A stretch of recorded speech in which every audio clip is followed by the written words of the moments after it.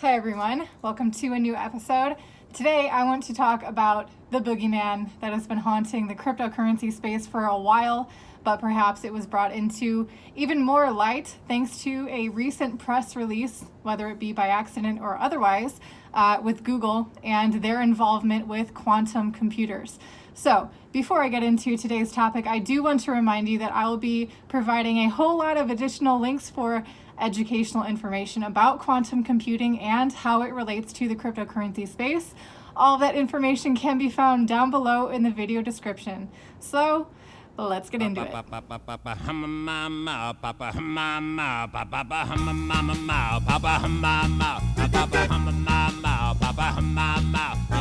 I am presenting information today that I hope will help you to better understand a few things. First, quantum computers exist. They are not the same as classical computers, for example, your everyday computer, even supercomputers, nor can the speed at which quantum computers advance be compared to our experience with classical computers. Reason being, quantum computers have many different kinds of concerns that can affect their advancement. Second, the leaked article references a very specific kind of problem and does not mean that Google is necessarily currently in possession of a quantum computer that can currently break all encryption. And third, this does not spell the end for cryptocurrencies. In fact, there are other applications of encryption that are in more immediate danger than cryptocurrencies.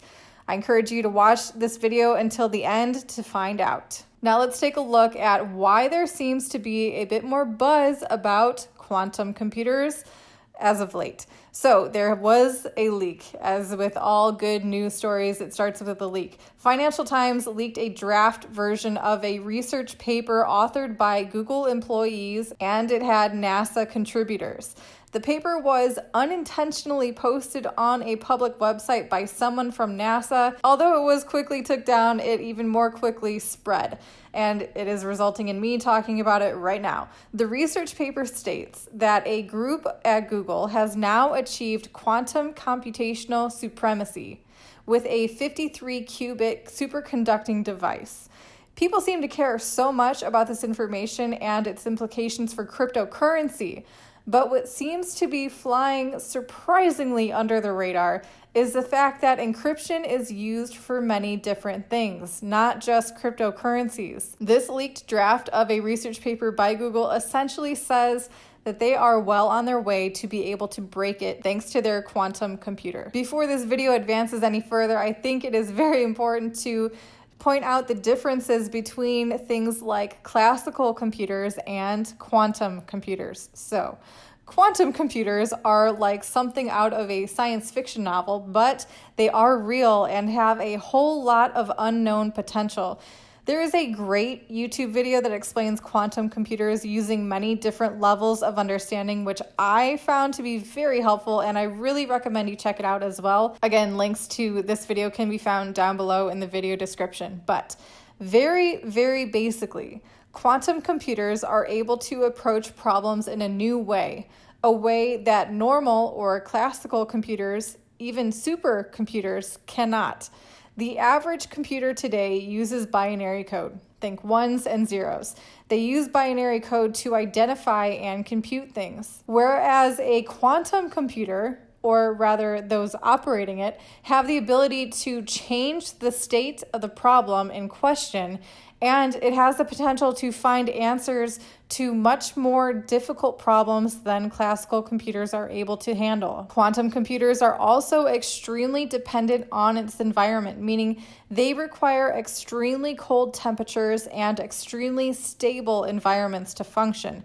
Even things like noise can affect a quantum computer. And as more qubits are added to the quantum computing machine, it becomes exponentially more wild in that way. Now, that was just a taste of quantum computers, but they are so incredibly interesting to learn about, at least I think so. And I think that they will also continue to play a very big role in things like research and machine learning in the future. So I'd encourage you to dig a bit deeper onto that topic. So, getting back to that fatefully leaked research paper written by Google, One phrase to be noted is quantum supremacy, which basically means they are in possession of a quantum computer that has the ability to solve a set of problems that classical computers cannot, and they can solve them exponentially faster than classical computers. The one thing that is very important to note here is the fact that the problem Google's quantum computer was able to solve exponentially faster than a classical computer was a very specific one and is merely an indication that it was possible. It does not mean that they are in possession of a quantum computer that can currently overtake the world as we know it. Granted, the whole point of the existence of quantum computers and the amount of money that is required to build and sustain one is all in the effort of advancement. So new algorithms will be created, new boundaries will be found and pushed, and at this point, Google has the potential to break 26-bit cryptography. So for example, if your current hard drive uses 26-bit encryption, their quantum computer can crack it and gain access to your hard drive. If quantum computers are subjected to Moore's law, then their power could double each year. Now, admittedly, this is speculation, but technology, as we know it, always advances, and as such, it isn't that much of a stretch to understand that at one point, the encryption used by, say, Bitcoin, for example, they use SHA-256, which uses 256-bit encryption, can be cracked by quantum computers.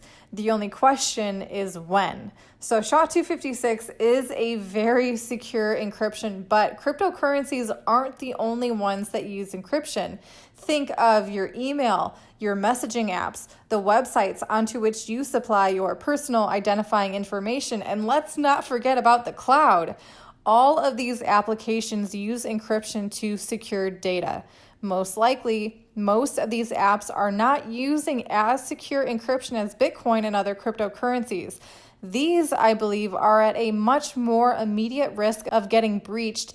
And considering the fact that Google is the one in possession of this quantum computer, it does nothing to inspire peace of mind. At least not for me. There are a few different people who are aware of quantum computers and their abilities and who aren't immediately concerned about their applications concerning cryptocurrencies. Take Peter Todd and Scott Aronson, for example. Both of these are pretty read up on quantum computing and their effects on cryptocurrencies. So links to their explanations and point of views, again, can be found down below in the video description for those of you wanting to learn more about that. But allow me to play devil's advocate here and ask, what happens if they can break SHA-256 in a couple years?